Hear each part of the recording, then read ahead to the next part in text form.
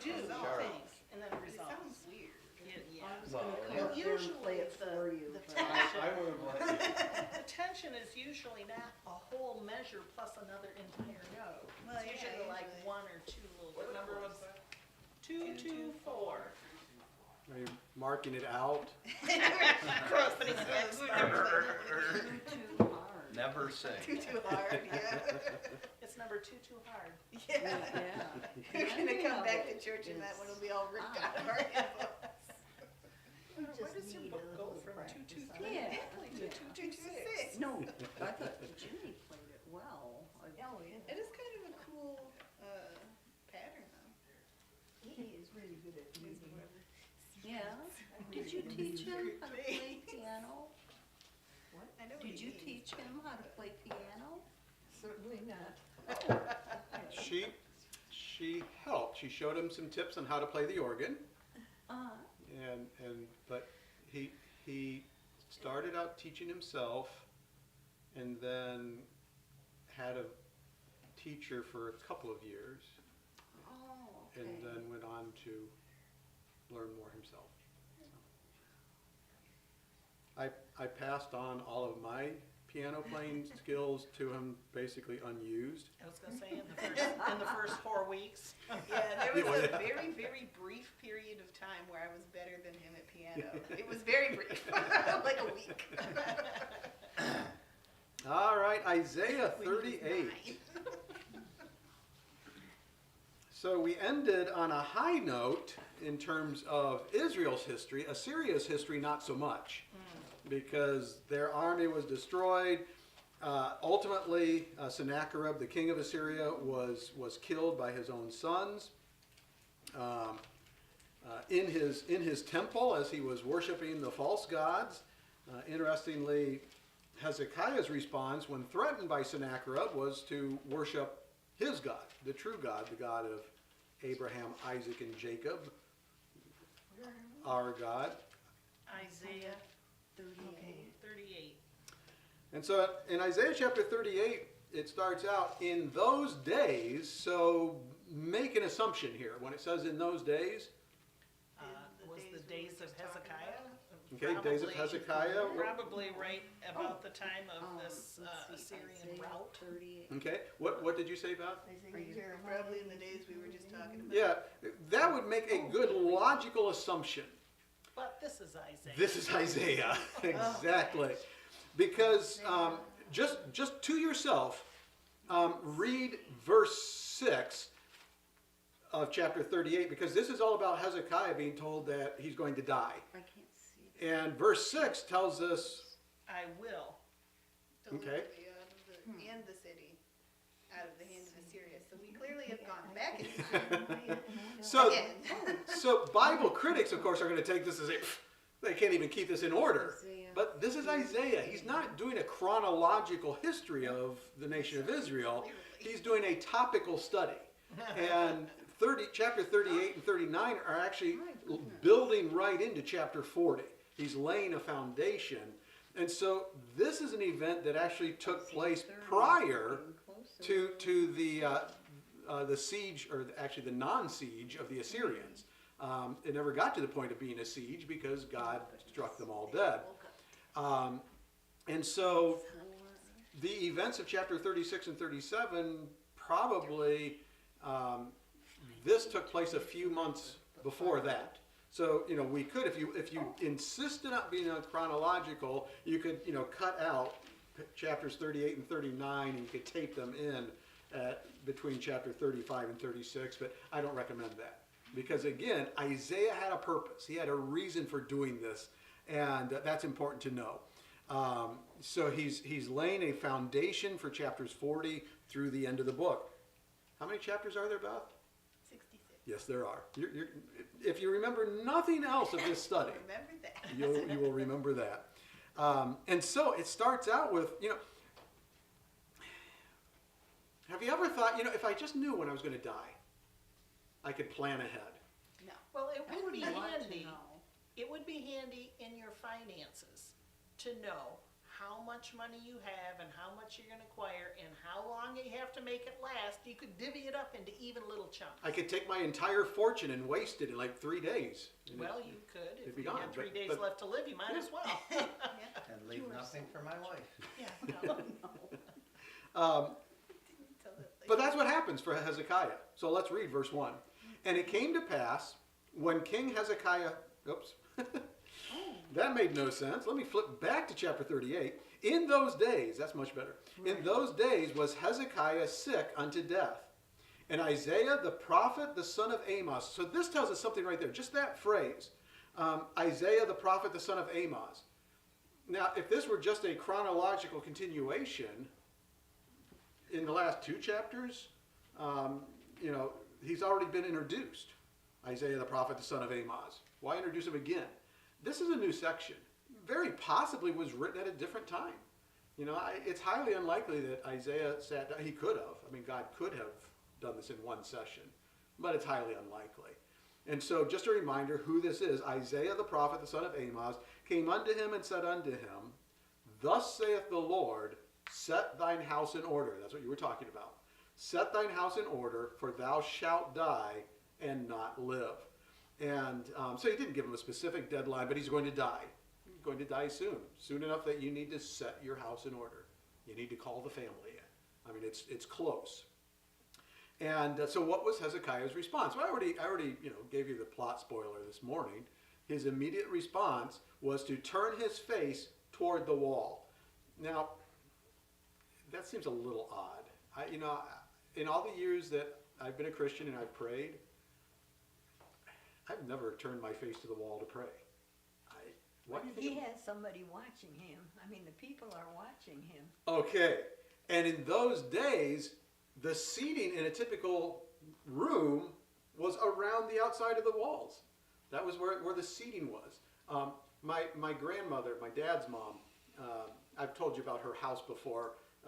It had been built by a successful, I can't remember the lady's name, but a successful author in the early 1900s.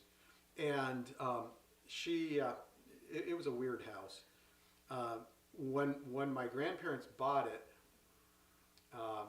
it had Murphy beds, and there was no furniture in it. But around the living room and the dining room, there were these benches that also were storage units. Were what? Storage units. You could store things under. By the time I got to see the house, or at least enough to remember it, all of those were gone except for one row of them in the dining room. But there was no furniture in it, and the Murphy bed, so basically every room was empty. But what I'm building up towards is the benches in my grandmother's house went all the way around the room. So if you were sitting in there with your family and friends, you would all be staring at each other across the room. And so, yes, Beth. I can't say I've ever turned my face to the wall to pray, but while teaching, I have occasionally turned my face to the wall to compose myself, and then turned back around to continue. Either to not laugh at them or to not yell laugh. at them. Or, Yeah, cry, yes. But the lesson here isn't so much that he turned his face toward the wall. It's that was his immediate response. Well, you're going to die. The doctor comes in and says, well, nothing we can do about it. You're going to die. What's our response? Can I get a second opinion? Can't I go to Mexico and try some new drug or whatever? No, Hezekiah's response was, God. He turned to God. And same thing with Sennacherib. When Sennacherib taunted him, warned him that he was coming, Hezekiah took the note, put it before the Lord. He didn't go to his generals. He didn't go to his advisors. He went to the Lord. That was his first instinctive, immediate response. The same thing happens here. Then Hezekiah turned his face toward the wall and prayed unto the Lord. It's interesting. Now I'm getting ahead of myself. So when did this take place? Because again, verse 6 clearly shows that this happened before the destruction of the army of the Assyrians. So when did it take place? We're going to learn, and this is probably a familiar story, But verse 5, God's going to extend his life. Do you remember how long he was going to extend it? 15 years. 15 years. And we can know that Hezekiah died at around 686 BC. And so that would put him becoming ill around 701 BC. So take that for what it's worth. That also, of course, helps us to identify when the Assyrians attacked, and we can match that up with extra biblical historical reference. And so he turns to the wall to pray, first response, and I just wrote beside it to turn away from distractions. Well, and that's kind of what I thought. You know, he said he just turned his face to the wall, and I thought, well, if there are people in and out, and if he's a king, undoubtedly he was rarely all by himself. Yeah. And this would be a way to, you would not be influenced by another, you would be limiting yourself. I do this sometimes by closing my eyelids. Not if I'm driving, for instance. Thank you, but, thank you, good. But there are times when you have to just shut out and think. And that reduces the amount of brain activity you got going on so that you can focus your attention on whatever it is that you really need to focus on. And So- I feel like that's what he was doing. He tuned out all the distractions, Yeah. and he brought it to the Lord. God, this is in your hands. And then he goes on to say, and first reading on this seems a little self-centered, but let's think it through. And he said, remember now, O Lord, I beseech thee, how I have walked before thee in truth and with a perfect heart, and have done that which is good in thy sight. I'm going to just stop right there. First reading, doesn't it come across a little arrogant? Mm-hmm. You know, because I will tell you, he did not have a perfect heart. And he didn't always walk before God in truth. How do I know that? He's human. Yeah, because I'm human too. Might he have been afraid to die? Hold on to that thought until we come to, because I haven't read the last phrase yet. So hold on to that thought. But let's look at the environment that he's in. What was his nationality? He was Judah. He was of the tribe of Judah. Yeah, he was a Jew. Yeah. He was a Hebrew because he was a tribe of Judah. He was a Jew, and their whole life they had been taught what? They're God's special people. Okay, They have the law. the law. That's what I was going for. They've been taught the law. Mark your place there in Isaiah. Get your little ribbon or your finger or your neighbor's finger or whatever. And let's turn back to Exodus chapter 20. Why am I turning to Exodus 20? Because that's where the law was first given. That would be a good place to turn to if you want to learn about the law. And we're just going to look at one verse. Verse 12, honor thy father and thy mother. And what's it say? Days may be long. Okay, that thy days may be long upon the land which the Lord thy God giveth thee. This is one of the first commands with a promise like that, but there are multiple places in the law that make a correlation between long life and obedience to the law. And as a general principle, it makes sense. Because if you disobey God's laws, there's some practical reasons why your life may not be long. Yeah, try disobeying your mother. Yes. You know, or Will not be adultery long upon the or theft or whatever. There's a lot of practical reasons why your life might be shortened. But also God's blessing. And so there was, in the Old Testament, the idea of temporal rewards, in other words, immediate rewards for obedience to the law. And so Hezekiah is saying, you know, God, I've followed you as best I can, and I'm going to make the assumption here, and you can question if you want, but I'm going to make the assumption he's not saying I've been perfect, I've never done anything wrong. But he's saying, I've tried, I've sought your will, I've tried to obey it, I've done the things that you've asked me to do. And so he's asking, can you extend my life? Why are you shortening my life? And the question why is hinted at in that last phrase, and Hezekiah wept sore. What would cause someone finding out that they're going to die soon to weep sore? What would be some reasons that could bring about? They're not ready. They're not in the right relationship with God. Okay, that certainly would be a good reason to weep sore. Or you have some task that you've set yourself and it's not accomplished yet. And you just don't want to leave your children half grown or your Okay, wife okay. bereft or your house half built or, I mean, you just some Okay. project. Or in his case, he led the nation and they're at kind of a critical point. You know, he knows that Assyria is buzzing around and he doesn't want to leave them leaderless And he has been At a building up their critical- defenses, and yeah. at a critical juncture. Okay. So, Josephus, who was he? Historian, Okay, Jewish historian. 3rd century? That sounds right. I won't argue with you. Feel free. I could probably go find my copy back there, Yeah. but Jewish historian. This is what he says. He says he wept sorely was because he was childless at the time. He was Without what? childless, he didn't have any children. He didn't have Oh, any children. sons to pass on the throne. There's a task that you may have set yourself that you would like to accomplish. In this culture, and especially as king, Oh, yeah.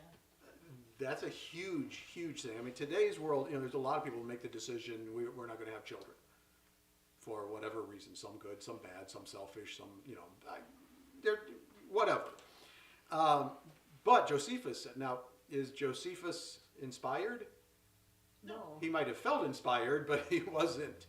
So this isn't scripture, but it could lay credence to the reason. However, if that was the case, and God did preserve his life, which he did, and he did have a son, which he did, that might not have turned out the way he wanted to, because who was his son? Wasn't it somebody awful? It was. Was it Ahaz? No. Or he came Came first? first. Yeah. So, Yep. You're close. I say it starts with an M. It does. Let me go back to the beginning. Manasseh? Manasseh. That was his son. Idolater, turned away from the true God, worshiped the false gods, reset up the groves. Thank you. All I could think was thrones. I knew that wasn't right. Set up the groves, and was one of the primary reasons that God judged Judah when he did with the Babylonians. So maybe 2020 hindsight, but you can understand the desire to have an heir to pass on the throne, to pass on your wisdom, etc. And so he prayed to the Lord, and God had a purpose even in that. And I think, not 100% sure, but I'm thinking when we finish our video series in 2 weeks, I'm going to start a study on the kings, looking at who they were, the good and the bad and the ugly. Just because it fits in so well with what we've been studying here. I think it'd be a good review. But, where was I going with this? Yes. Verse 4. Then came the word of the Lord to Isaiah, saying. So, again, Isaiah spoke to him, to Hezekiah. Hezekiah prayed, and then it sounds like God almost immediately spoke to Isaiah. And he said in verse 5, Go and say to Hezekiah, Thus saith the Lord, the God of David thy father, I have heard thy prayer, I have seen thy tears. Behold, I will add unto thy days 15 years. Did he have a bad plan and he had to change it when Hezekiah prayed? He realized, oh no, I shouldn't let him. What happened here? He might have been teaching Hezekiah and others a lesson. Pray. Yeah. I want you to pray. Yeah, I answer prayer. yeah. I mean, physical truth you're going to die with whatever the disease is. You're going to die. That was physically true. Was it necessarily God's ultimate purpose? Apparently not, because God says 15 years. And I will deliver thee in this city out of the hand of the king of Assyria, and I will defend this city. And so that's kind of cool, because now God has promised you 15 years, and in just a few short months, He's going to deliver you out of the hand of the Assyrian king. which would authenticate God as a prophet, in case you had any doubts, which of course we don't. And so it came almost immediately. If we wanted to learn more about this, we could go to 2 Kings.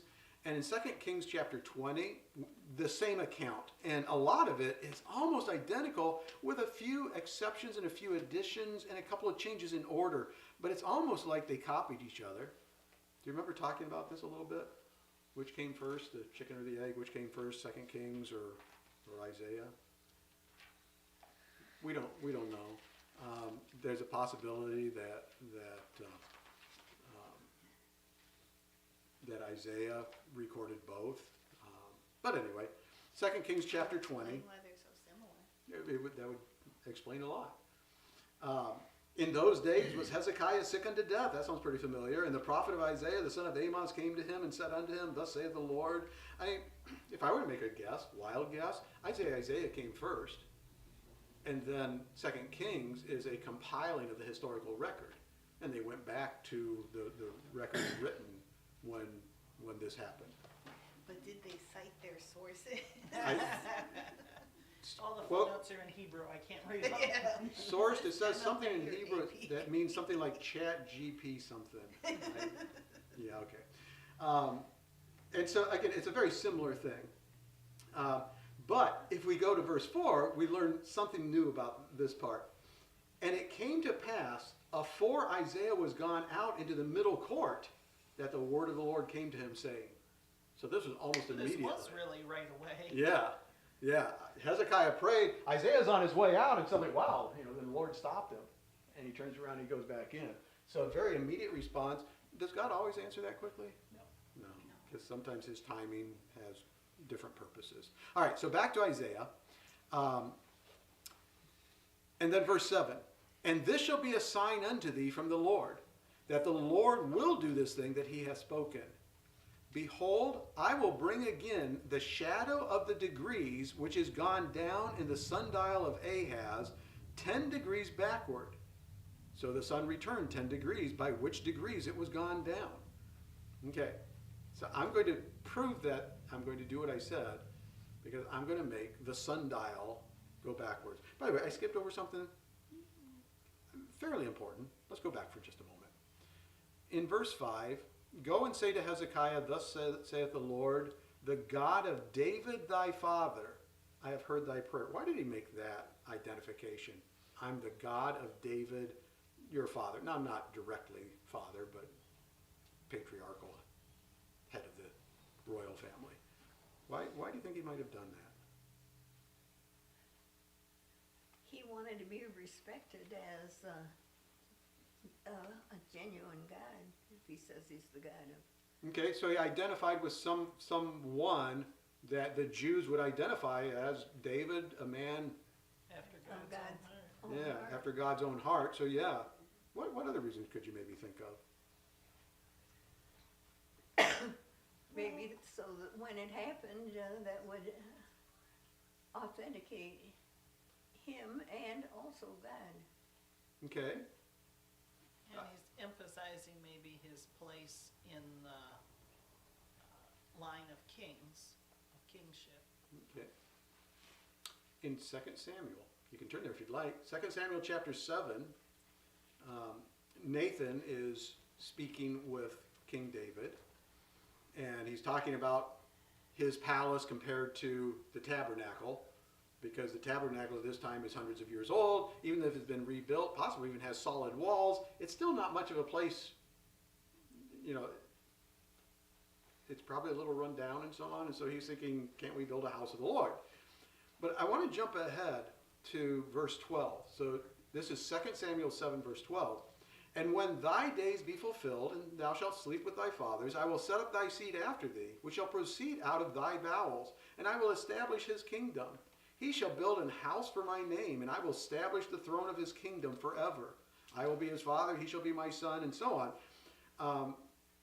Verse 15, but my mercy shall not depart away from him, as I took it from Saul. Verse 16, and thine house and thy kingdom shall be established forever before thee. Thy throne shall be established forever. And so, to bring mention to David is a reminder of the Davidic covenant. David's throne is forever. David's descendants will sit on the throne forever. Ultimately, the millennial kingdom, a descendant of David will sit on the throne, being Jesus. And so, what a reassuring thing to Hezekiah, who's thinking, I'm looking at the end of my kingdom. The Assyrians are coming, and I'm dying. I don't even have a son. This is it. This is the end. And so God says, I'm the God of David. David, who I set my covenant. And I will keep my covenant. And so again, God is a covenant-keeping God. He keeps his promises. And then he also said again he would deliver them from Assyria. We already knew that because we read the last 2 chapters. Okay, so now we come to the miracle by which God was going to confirm that he was going to keep this.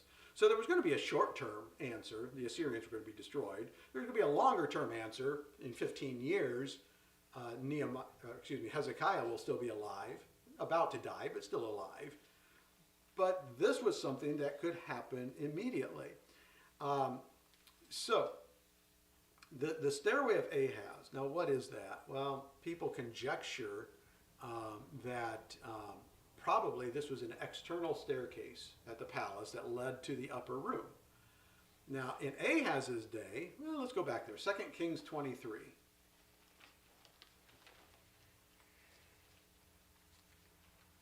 2 Kings 23 and verse 12.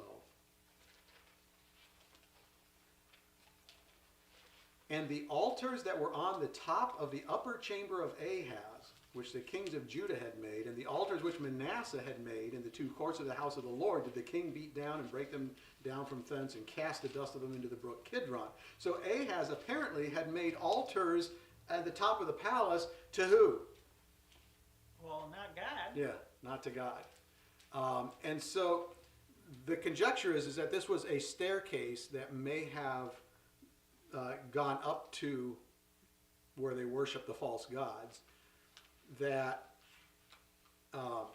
possibly a circular staircase?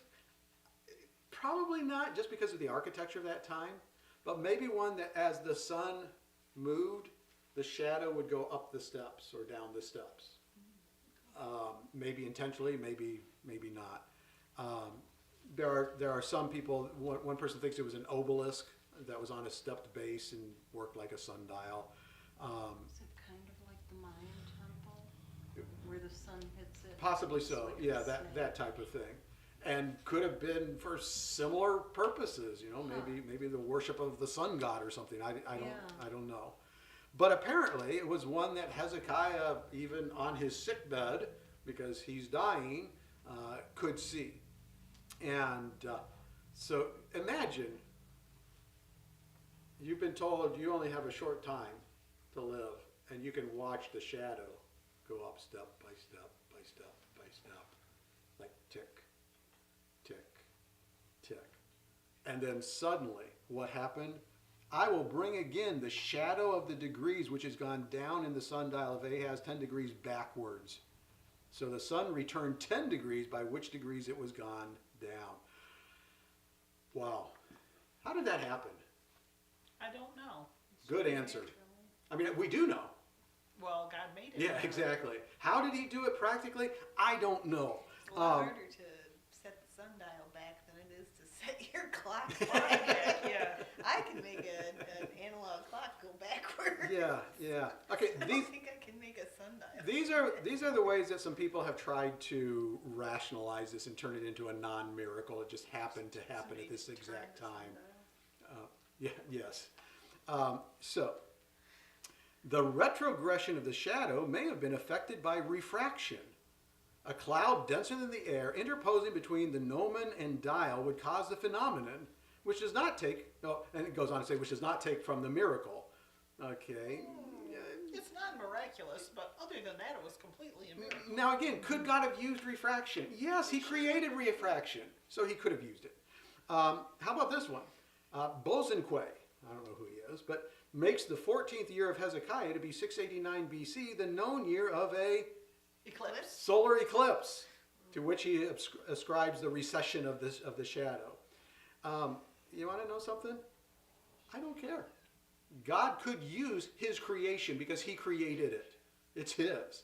Or he could have stepped outside of the bounds of physics. He could have. Let's look at a couple of other places. Let's go to let's see, Joshua 10. What? To what? Joshua chapter 10. What might I be going back here for? Is that the one where when he held his arms up, then they prevailed? And That was Moses with Joshua and Aaron. I mean Okay. Joshua and Caleb. This is They had to hold him up because his arms got tight. But there was one where he held him up and the day stopped advancing until they killed a bunch of people, and then he's like, "Oh, keep holding your arms up so we can kill more people." And the time stopped or something like I think you're combining two stories there. This entirely possible. So Joshua 10 verse 12, then spake Joshua to the Lord in the day when the Lord delivered up the Amorites before the children of Israel, and he said in the sight of Israel, Sun, stand still upon Gibeon, and thou moon in the valley of Ajalon. And the sun stood still, and the moon stayed, until the people had avenged themselves. So they were running out of time. So, sun, stop. You ever had something you were running out of time in the day? You wish you could do that? Yeah. Okay, physics. How would that work? Well, I have an interesting footnote here in Schofield. 38.8, scoffers have suggested that it would be impossible for the Earth to reverse its rotation, and that furthermore, such a reversal would destroy the world. I've heard that. This was a miracle, of course. The Creator is not limited by the natural laws that He created. So, yeah.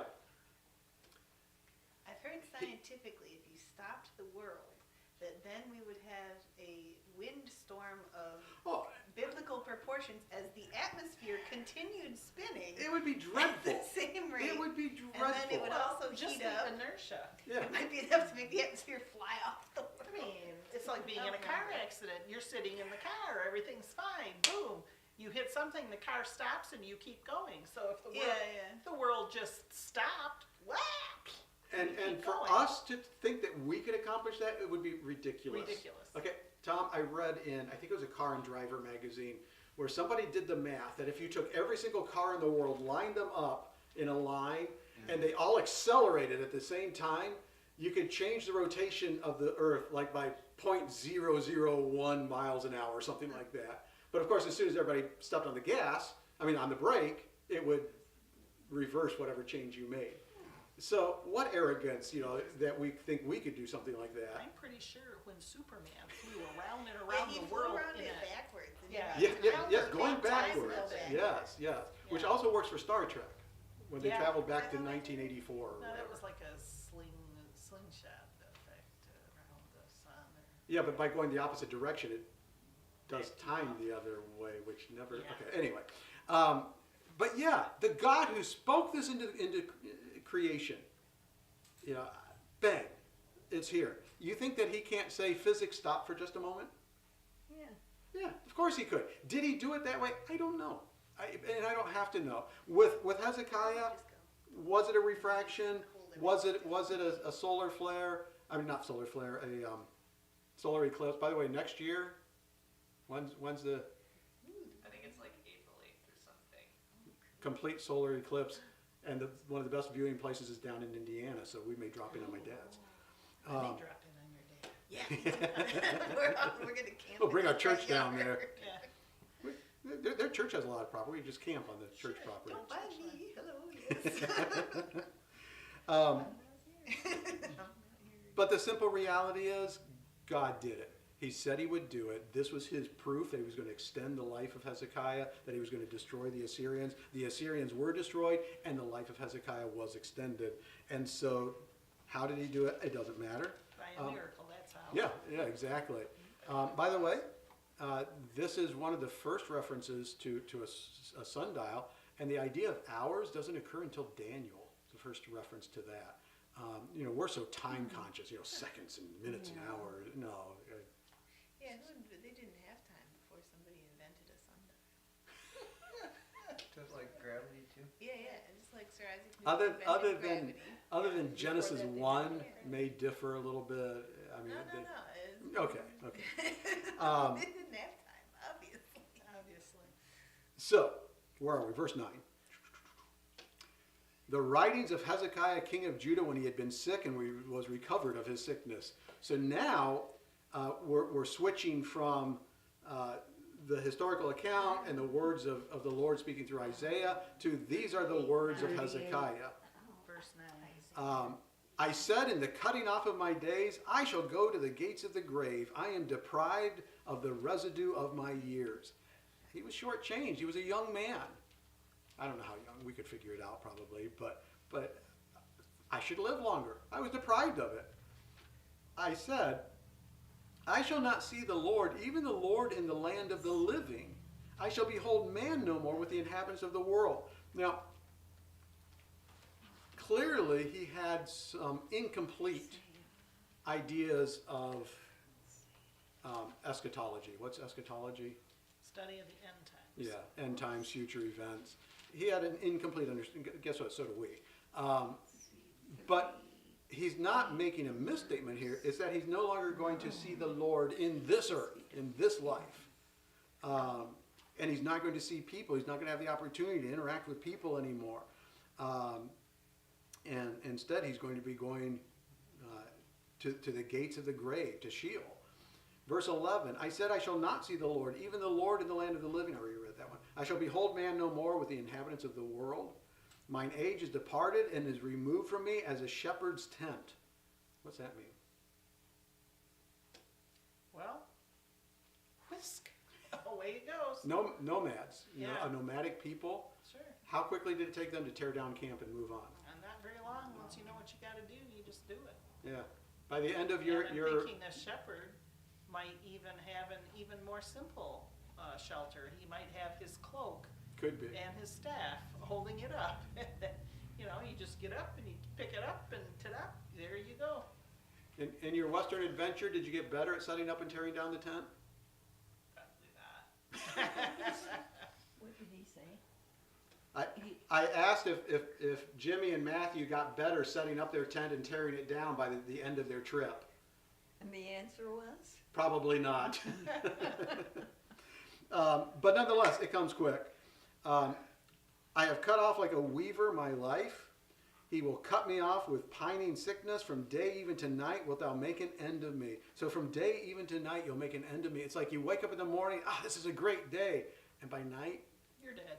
yeah, and that can happen Well, to any of us. I reckoned till morning that as a lion, so will he break all my bones. From day even to night wilt thou make an end of me. So this is I don't know, a little depressing, discouraging, but let's keep going. Like a crane or a swallow, so I did chatter. I did mourn as a dove. Mine eyes fail with looking upward. O Lord, I am oppressed. Undertake for me. So like a crane or a swallow, I did chatter. Who was he chattering to? God. He's looking up. How did it phrase it? My eyes fail with looking upward. Yeah, okay, he was looking right into the sun. No, but he was looking up to God, and he's going, Lord, extend my life. Let me have a son. Let me get the rest of the kingdom together. Let me get our defenses against Assyria. Give me more time. Verse 15, what shall I say? He that hath both spoken unto me and himself hath done it. I shall go softly all my years into bitterness of my soul. And I'm going to stop right there. We're going to pick up next week because right now we're going to go into the fellowship hall and celebrate a birthday. So, well, not yours. That's No, okay. we're gonna celebrate somebody else that must be having a birthday. I'll eat cake for anybody. All right, let's close in prayer, and we'll head out there to the fellowship hall. Our Heavenly Father, thank you, Lord, for Hezekiah, for his trust in you. Even when he was devastated and depressed and discouraged, his first thought was to turn to you, to pray and ask for your will. Father, help us to learn from that example. Help us to practice it in our own lives. And ask this in Jesus' name. Amen. And we're dismissed.